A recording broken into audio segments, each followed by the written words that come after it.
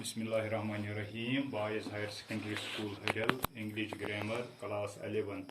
Today my topic is about conditional sentences and conditional clauses. Conditional sentences have two parts. The subordinate clause or the if clause, the main clause. Conditional clauses के बारे में आज हम बात करेंगे. Conditional clauses को समझने के लिए हमें कंडीशनल सेंटेंसेस की तरफ जाना है.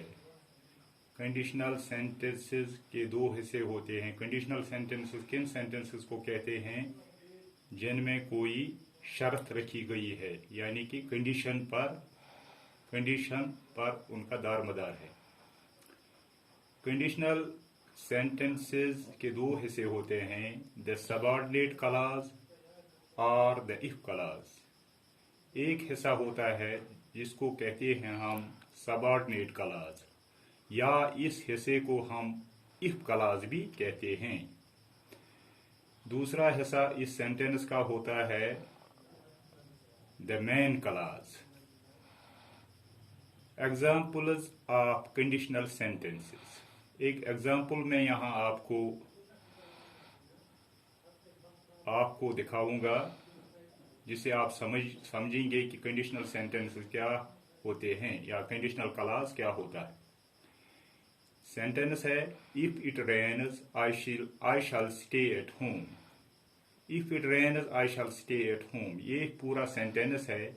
इसमें दो क्लॉजेस हैं, दो हिस्से हैं. एक हिस्सा है इफ इट रेन्स. इस हिस्से को हम कहते हैं सबऑर्डिनेट क्लॉज, या इसको कहते हैं हम इफ क्लॉज, क्योंकि इसमें कंडीशन है, शर्त है. इफ इट रेन्स, अगर आज बारिश आएगी. अगर आज बारिश आएगी, इसमें कंडीशन है. इसमें अगर, ये जो अगर है ना, ये कंडीशन है. अगर आज बारिश आएगी, इस हिस्से को हम कहते हैं सबऑर्डिनेट क्लॉज या कहते हैं इफ क्लॉज. इफ है कंजक्शन. इंग्लिश में हमने पढ़ा है कंजक्शंस के बारे में. कंजक्शन सेंटेंसेस के दो हिस्से को मिलाता है. एंड भी आता है कंजक्शन, इफ भी आता है, और बहुत सारे कंजक्शन आते हैं.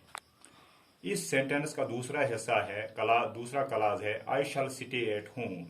तब मैं घर पर बैठूंगा. If it rains I shall stay at home. If it rains, अगर आज बारिश आएगी तो मैं घर पर बैठूंगा. I shall stay at home, ये है इस सेंटेंस का मेन क्लॉज. तो आप समझ गए कि कंडीशनल सेंटेंस क्या चीज होता है. इसमें दो हिस्से जो होते हैं, सबऑर्डिनेट क्लॉज है एक हिस्सा, या इसको हम इफ क्लॉज भी कहते हैं क्योंकि इसमें कंडीशन होती है, और दूसरा हिस्सा होता है main clause. Here we see the event situation described in the main clause depends on the condition in the subordinate clause. इस सेंटेंस को गौर से देखिए. If it rains, I shall stay at home. यहाँ पर जो सिचुएशन, यानी कि यहाँ कोई इवेंट जो इस मेन क्लॉज में पेश किया गया है या सिचुएशन पेश की गई है, इसका दारमदार, इस सिचुएशन का दारमदार किस पर है? सबऑर्डिनेट क्लॉज में जो कंडीशन, शर्त रखी गई है. I shall stay at home, मैं घर पर बैठूंगा. इफ इट रेन्स, अगर आज बारिश आई. तो मेन क्लॉज का दारमदार किस पर है? सबऑर्डिनेट क्लॉज पर, क्योंकि कंडीशन किस क्लॉज में होती है? सबऑर्डिनेट क्लॉज में. हमें एक चीज यहां नोट करना है. The most common conjunction used in the conditional clauses is if. ये जो कंडीशनल क्लॉज होता है इस सेंटेंस का, जो पहला क्लॉज है इफ इट रेन्स, जैसे कि मैंने आपको एग्जांपल दी ऊपर एक सेंटेंस की, उसमें कंडीशनल क्लॉज कौन सा है? यानी कि if it rains I shall stay at home. इस सेंटेंस में हम देखते हैं कि इसमें एक कंजंक्शन है जो पहले वाले क्लॉज में है, इफ. मोस्टली हम कंडीशनल क्लॉज या कंडीशनल सेंटेंसेस में हम कंजंक्शन इफ का इस्तेमाल करते हैं, ज्यादातर हम कंजक्शन इफ का इस्तेमाल करते हैं। इसके अलावा however there are other conjunction too that are used in conditional clauses. इसके अलावा भी कुछ कंजक्शन आते हैं जो हम कंडीशनल सेंटेंसेस या कंडीशनल क्लॉज में इस्तेमाल करते हैं।